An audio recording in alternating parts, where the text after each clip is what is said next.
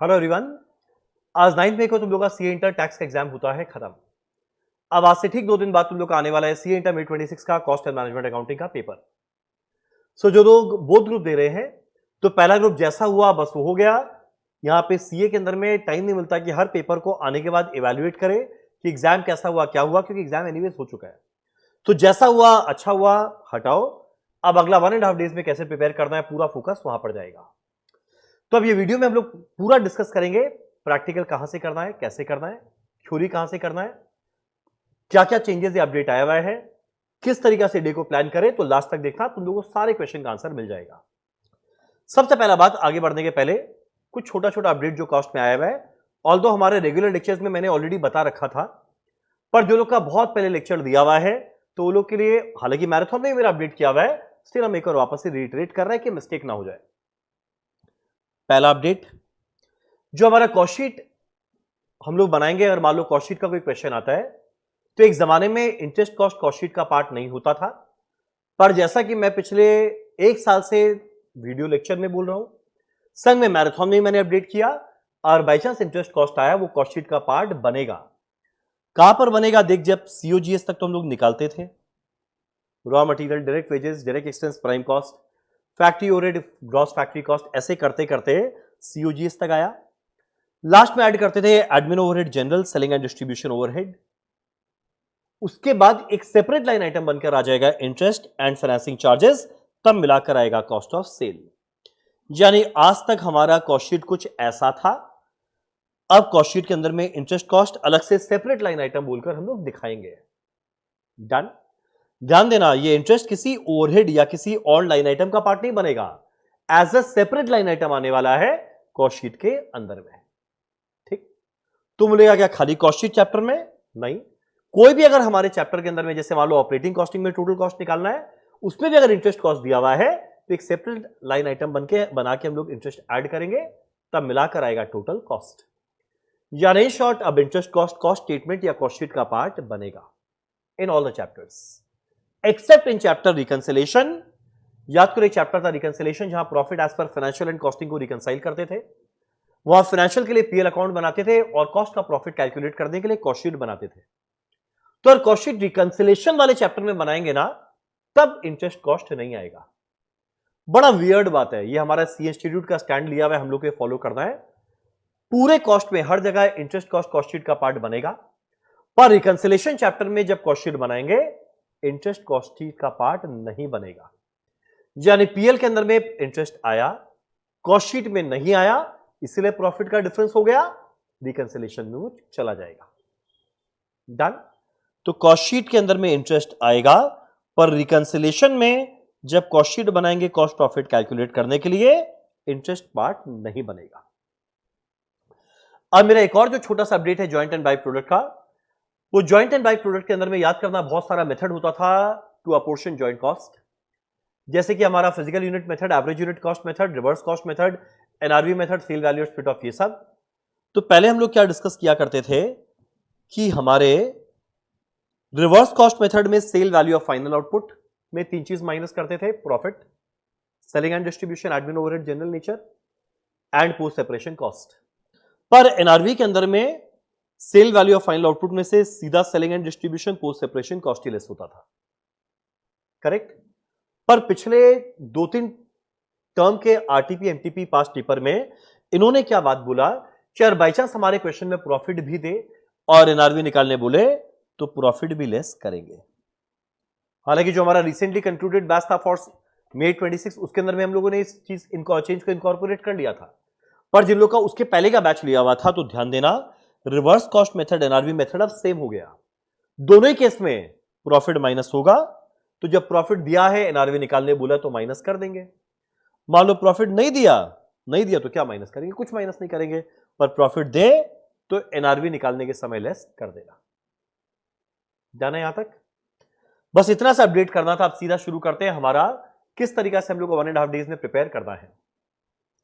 अब देखो, तुम लोग लास्ट 2 दिन जो ग्रुप 1 जो लोग दिए वो लोग रियलाइज किए होंगे कि भाई 1.5 डेज जो टाइम रहता है, वो टाइम तो रहता है कम पूरे सिलेबस को कवर करने के लिए। तो हर एक चैप्टर को जब भी उठाओ तो उसके लिए टारगेट सेट करना जरूरी है कि अदरवाइज होगा क्या ना, कोई कोई चैप्टर तो बड़ा डिटेल में पढ़ देंगे, बड़ा अच्छा से पढ़ लिए, पर वो बड़ा डिटेल पढ़ने के चक्कर में 2-3 चैप्टर छूट जाएगा पढ़ना। तो इसीलिए हम लोग अपने पूरे सिलेबस को 3 पार्ट में बांटे, small, moderate and time consuming chapter. जब भी इनमें से कोई भी चैप्टर लो, एकदम स्ट्रिक्टली टाइम को मॉनिटर करते हुए उसको कंप्लीट करने का ट्राई करना। स्मॉल चैप्टर तुम लोग खत्म करने वाला है हर एक चैप्टर 1 आवर में, मॉडरेट को करेगा 1.5 आवर में, टाइम कंज्यूमिंग को करेगा 2 आवर में। सर स्मॉल चैप्टर में क्या आता है? Cost sheet, job and batch costing, joint and by product and ABC. ये चारों चैप्टर को करने में इंडिविजुअली 1 आवर से ज्यादा नहीं लगना चाहिए।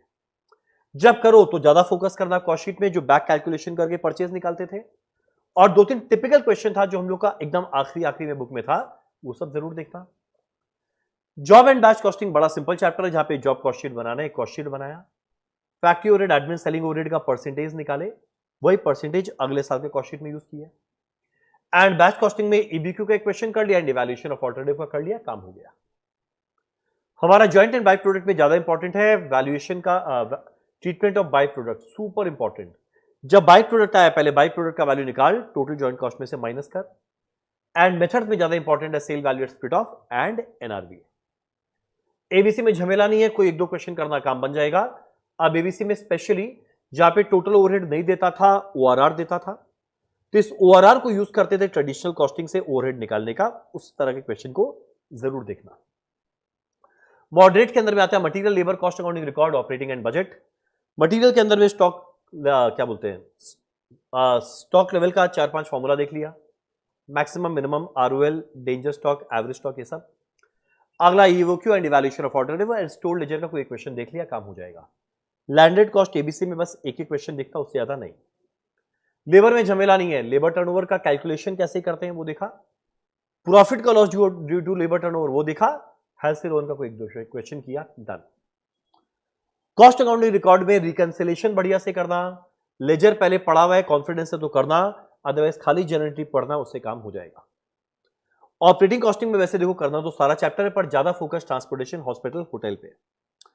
बजट के अंदर में फ्लेक्सिबल बजट का कोई क्वेश्चन करना, जहां फिक्स, वेरिएबल, सेमी वेरिएबल में बांटे। मेन फोकस फंक्शनल बजट पे, वो थोड़ा कॉम्प्लिकेटेड है। एंड बजटरी रेशियोज भी होता था कि 5 रेशियोज निकालना पड़ता है, जो मेरे कॉस्ट मैराथन पार्ट 3 का लास्ट का 40 मिनट में, लास्ट का 10 मिनट में देखने को मिलेगा। तीसरे मैराथन का आखिरी 10 मिनट में बजटरी रेशियोज मिलेगा, तो भैया वो भी जरूर देखना, बजटरी रेशियो जरूर देखना, efficiency ratio, standard capacity ratio, usage ratio, activity ratio, ये सब। अब टाइम कंज्यूमिंग चैप्टर में 4 ही आता है, overhead, process, marginal, standard. Overhead में एक क्वेश्चन अंडर ओवर रिकवरी का ट्रीटमेंट, नॉर्मल अबनॉर्मल बांटते थे, अबनॉर्मल कॉस्टिंग पीएल, नॉर्मल को 3 जगह बांटे। एक क्वेश्चन मशीन आर रेट का, एक या माइड में 2 क्वेश्चन देख लिया। एलो एपो रीएपो जिसमें साइमल्टेनियस इक्वेशन मेथड रहे, एक क्वेश्चन, दैट्स इट। मेरा प्रोसेस कॉस्टिंग में सिंपल प्रोसेस जिसमें बिना डब्ल्यूआईपी के, वो तो सिंपल होता है। जो 3 टेबल वाला है उसमें फीफो बड़ा इंपॉर्टेंट है, and inter process profit generally आदमी नेग्लेक्ट करता है, एक बार देख लेना बनता है। मेरा मार्जिनल कॉस्टिंग में हर क्वेश्चन वैसे तो इंडिपेंडेंट होता है, तुम लोग को उसमें कंसेप्ट पे मेन फोकस करना है, पर लिमिटिंग फैक्टर वाले को थोड़ा ढंग से देखकर जाना। एंड लास्ट में standard costing, fixed overhead variance हमेशा हर टर्म इंपॉर्टेंट होता है। मटेरियल में जहां नॉर्मल लॉस रहे, लेबर में जहां नॉर्मल आइडल टाइम रहे। सर डे वाइज कैसे प्लान करें? देखो आज 9th को जब तुम लोग ऑलरेडी एग्जाम देकर आए, और जो लोग बोथ ग्रुप दे रहे हैं तुम लोग ऑलरेडी एग्जॉस्ट हो चुका होगा, तो आज का टारगेट बहुत लंबा चौड़ा नहीं रखेंगे। कल सबसे इंपॉर्टेंट डे, एंड 11th जो बचा खुचा रह गया उसको कवर करने के लिए डे है। तो आज डे 1 में जब ऑलरेडी एग्जॉस्ट हुआ है, तुम लोग को ज्यादा नहीं, सिंपल 3 चैप्टर और एक ढंग का चैप्टर लेना है।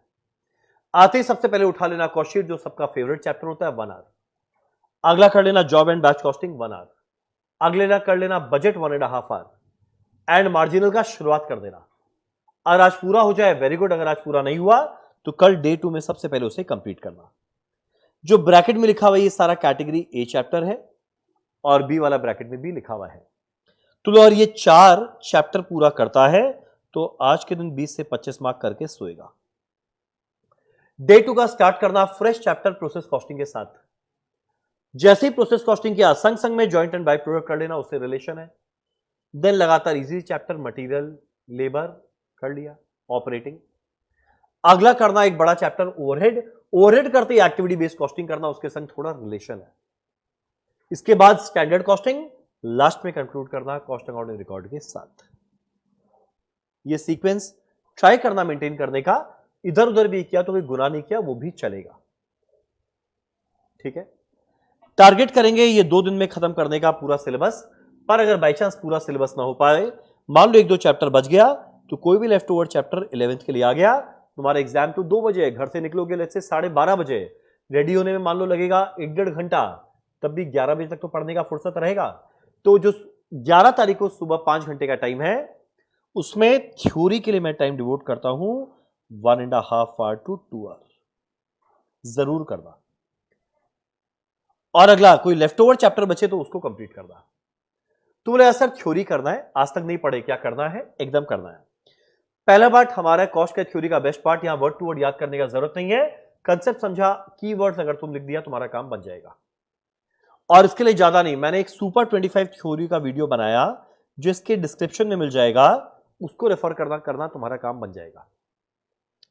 खाली 1.5 घंटे का वीडियो है, गिन के 25 क्वेश्चन करना है, उसके डिस्क्रिप्शन में उसका पीडीएफ मिल जाएगा। फटाफट तुम थोड़ा स्पीड बढ़ाकर सुनना, तुम्हारा 1 घंटा 10 मिनट में सुनना हो जाएगा। उसके बाद 25-30 मिनट का देखें, वापस से पीडीएफ को अपने आप पढ़ लेना, तुम्हारा काम बन जाएगा। सर थ्योरी कब करेंगे? थ्योरी कब करेंगे? जब मान लो 15 मिनट का टाइम बचा है, 14 मार्क बचा है। 15 मिनट में प्रैक्टिकल नहीं कर पाओगे, पर 14 मार्क का थ्योरी जरूर अटेंड कर पाओगे।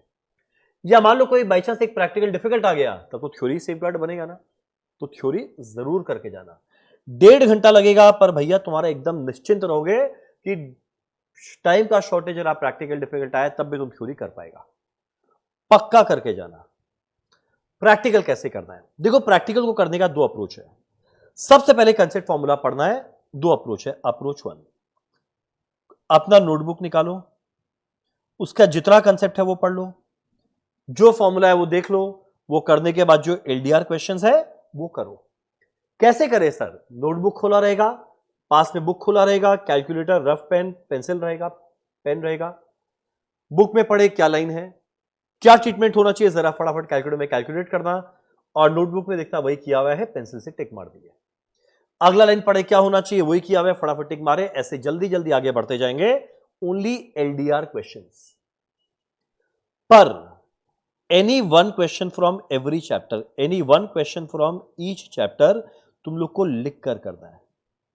जब बोल रहे हैं लिख कर करना है, तो हम ये नहीं बोल रहे हैं फॉर्मेट बनाकर करना है, खाली करना है। जैसे मान low cost sheet, raw material लिख दिए, वैल्यू क्या, डीडब्ल्यू वैल्यू क्या, डीई वैल्यू क्या, पीसी क्या, फैक्ट्री ओवरहेड क्या। एक और तुम ये लिखा ना, तुम्हारा एटलीस्ट पढ़ा, वो जो लिखने वाला मोमेंटम है ना, रिदम है, तुम उसमें आ जाएगा। तो एग्जाम के अंदर में तुमको चैलेंज नहीं लगेगा कि काम करे, क्वेश्चन पढ़ तो लिए, समझ में भी आया है कैसे करना है, पर हाथ नहीं अटकेगा। हर चैप्टर का खाली एक क्वेश्चन 5 से 7 मिनट के अंदर में खाली नंबर्स लिख लिख के कर लेना, बिना प्रॉपर फॉर्मेट बनाए, ताकि तुम लिखने के रिदम में आ जाओ। यह पहला अप्रोच, जहां पे तुम मैराथन पे डिपेंडेंट नहीं है, तुम खुद अपने आप कर रहे हैं। पर मान लो कि कंसेप्ट को पढ़ने में तुमको लगे यार बहुत टाइम लग जा रहा है, रिकॉल नहीं हो पा रहा है, तब इस केस में अगला ऑप्शन क्या है, जो मेरा मैराथन है सीधा देखो, उसमें कंसेप्ट भी है वो देख लो, क्वेश्चन डिस्कशन है वो देख लो, और जब क्वेश्चन डिस्कशन चले तो क्वेश्चन जो जो डिस्कशन हो रहा है नोटबुक रखना, पेपर पेन रखना, फटाफट नंबर्स लिखते हुए चलना, कैलकुलेटर में कैलकुलेट करते चलना, ताकि तुम्हारा खुद का भी प्रैक्टिस संग संग में चलता जाए। अब 2 में से जो मन चाहे अप्रोच लगाना, बेटर होता है पहला ऑप्शन 1, जहां तुम अपने आप से पूरा एफर्ट डाल रहा है, तो तुम्हारा बेटर प्रिपरेशन होगा। पर अगर बाय चांस लगे यार तेरा बहुत टाइम लग रहा है, तो इस अप्रोच में मत जाना, टाइम खत्म हो जाएगा, रिवीजन नहीं होगा, सीधा अप्रोच 2 में जाना। मैराथन पूरा चैप्टर देखना, तुम्हारा वहीं पे काम खत्म हो जाएगा, फिर आगे कोई एलडीआर फिल्डर का जरूरत नहीं है। मैराथन पूरा देख लो, संग संग में लिखते हुए कैलकुलेशन करते हुए तुम्हारा काम डन। पर हर चैप्टर का एक क्वेश्चन खाली लिखकर जरूर करना। ठीक, लगे एक चैप्टर चले जा रहा है, मान लो ओवरहेड ले लिए, किए जा रहे हो 2 घंटे में खत्म करना है, पर तुमको लगे टाइम चले जा रहा है, तब भैया इस अप्रोच की जगह इस अप्रोच में आ जाना। तो चैप्टर टू चैप्टर डिपेंड करेगा तुम यहां से करोगे या यहां से करोगे। ठीक, अब अगला बात भाई देख, 3 घंटे का जो एग्जाम है, इवेंचुअली वही डिसाइड करेगा एग्जाम कैसा गया। जो आज तक चैप्टर डिफिकल्ट लगता था, अब एग्जाम के एक दिन पहले अचानक से वो इजी नहीं लगेगा, तो बेटर है उस नए सिरे से कुछ नया मत पढ़ो, जो ऑलरेडी पहले पढ़ा हुआ है उसी को बस देखो। कोई चैप्टर में कॉन्फिडेंस नहीं आया तो मैराथन देखकर चले जाओ, एटलीस्ट तुम कुछ अटेम्प्ट कर पाएगा, स्टेप मार्किंग मिलेगा। एग्जाम में कुछ भी हो जाए 3 घंटा पूरा बैठना है, 85 प्लस अटेम्प्ट करना है। पेपर इजी आया, फैंटास्टिक। शांति से बिना एक्साइटेड हुए 3 घंटा ढंग से पूरा प्यार से वर्किंग नोट बनाते हुए करके आना। पेपर अगर डिफिकल्ट आया, तुम्हारे अकेले के लिए नहीं, पूरे इंडिया के लिए आया है, तो उसमें तुमको पैनिक करने का जरूरत नहीं है। डिफिकल्ट आया पूरे इंडिया के लिए है, उस समय तुमको जो तुमने थ्योरी पढ़ा, कुछ कुछ इंडिपेंडेंट एमसीक्यूज हुआ, कुछ कुछ इजी सी क्वेश्चंस भी पूछेगा। 10 प्रैक्टिकल है, 10 का 10 डिफिकल्ट नहीं पूछा जाता, 10 में से 6 तो इजी पूछेगा ही पूछेगा, और जो बाकी 4 है उसमें 3-4 अच्छा एडजस्टमेंट पूछेगा, उसको इग्नोर करके बाकी तो स्टेप मार्किंग मिलेगा। तो डिफिकल्ट पेपर में 80-90 लाने का नहीं सोचते, पहला टारगेट पास होने का होता है, 40 लाओ, बाद में 60 लाने का हो। डिफिकल्ट पेपर में एग्जामिशन आया, तुम्हारा बल्ले बल्ले है। तो इसलिए पैनिक मत करना। डिफिकल्ट पेपर वो तुम कितना बढ़िया नर्व्स कंट्रोल करता है, प्रेशर हैंडल करता है, उस चीज के लिए पूछता है। और हिस्टोरिकली देखा गया डिफिकल्ट पेपर में चेकिंग इजी होता है, मार्क्स मिलता है, प्रोवाइडेड तुम उतना एटलीस्ट अटेम्प्ट करके आओ। पेपर को अटेम्प्ट करने का सीक्वेंस क्या रहेगा, ये बड़ा इंपॉर्टेंट है। सबसे पहले मेरा रिक्वेस्ट है, केस बेस्ड एमसीक्यू अटेम्प्ट मत करना। कॉस्ट एफएम एसएम में केस बेस्ड एमसीक्यू अटेम्प्ट मत करना। पहले जो 5 क्वेश्चन रहता है ना 30 नंबर का एमसीक्यू, जिसमें 2 20 मार्क का केस बेस्ड है, 10 मार्क का इंडिपेंडेंट है, 70 रहेगा 14 मार्क का 5 क्वेश्चन। ये 5 में से तुमको 2-3 निपटाना है, वो 2-3 करना जिसका तुमको सारा पार्ट आता रहे। क्वेश्चन 1 जो कंपलसरी क्वेश्चन होता है उसमें 3 पार्ट रहता है, 5+5+4, वो जनरली इजी रहता है। तुम पहले लगे ना तीनों पार्ट आता है, पहले उसको कर लेना, फिर बाद में अगला देखना 10+4 या 8+6 या 7+7 वाला क्वेश्चन, उसको अटेम्प्ट करने का ट्राई करना।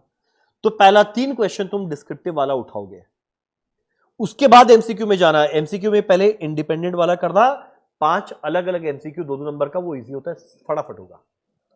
इसके बाद केस बेस्ड में जाना, 2 केस बेस्ड एमसीक्यू रहेगा, एक अगर आता रहे पूरा निपटा देना, दूसरा भी आता रहे तो करना, नहीं तो जो 2 क्वेश्चन छोड़ा हुआ था पहले इसको करके लास्ट में केस बेस्ड एमसीक्यू में टाइम मिले करना, नहीं तो जय माता दी। ठीक, एमसीक्यू पूरा करके आना है, इसके अंदर में नेगेटिव मार्किंग का कुछ झमेला नहीं, पूरा करके आना। तो ये रिक्वेस्ट है, एमसीक्यू वाला पोर्शन तुम्हारे मिड ऑफ द पेपर में आएगा, पहले इंडिपेंडेंट करना, बाद में केस बेस्ड में जाना। देख भाई सिंपल सा बात है, पेपर 114 नंबर का है, 30 नंबर एमसीक्यू है, 14 मार्क का थ्योरी है, बाकी 70 प्रैक्टिकल है। 70 में से हिस्टोरिकली जो पेपर लेना ले लो, 40 नंबर का तो इजी आया ही है। 40 आया, तुमने 14 मार्क का थ्योरी अटेम्प्ट प्रिपेयर किया, यहां पे 10 नंबर का केस बेस्ड, तो 40 10 50 प्लस 14 64 मार्क तुम्हारे लिए गंदे पेपर में भी मैनेजेबल रहेगा। बाकी जो 30 नंबर है छोड़ के थोड़ी आएगा, करेगा तो है ही, बाकी 20 छोड़ के थोड़ा करेगा तो है ही, तो उसमें कुछ स्टेप मार्किंग तो मिलेगा। बस दिमाग ठंडा, एक्सपेक्टेशन कम, नो एक्सपेक्टेशन ऑफ अचीविंग 90 और 80, पहला टारगेट क्लियर करना, देन एग्जामिशन। ये सोचो बाद में पेपर इजी आया तो 80-90 सब आ जाएगा। डन। तुमको 3 रिसोर्स लगेगा, हम तीनों इस वीडियो के डिस्क्रिप्शन में दे रहा है। पहला मैराथन 3 पार्ट में है, अगला थ्योरी सुपर 25 क्वेश्चन, एंड तीसरा एलडीआर क्वेश्चन। तुम लोगों को तीनों चीज मिल जाएगा इस वीडियो के डिस्क्रिप्शन में, उतना करना तुम्हारा काम हो जाएगा। पढ़ने के दौरान कोई भी डाउट है प्लीज मुझे टेलीग्राम में पूछना, प्लीज टेलीग्राम में पूछना, इंस्टाग्राम व्हाट्सएप ये सब में मत पूछना।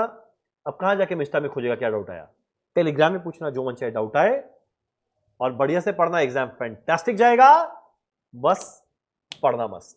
चलो done, thank you so much, all the best.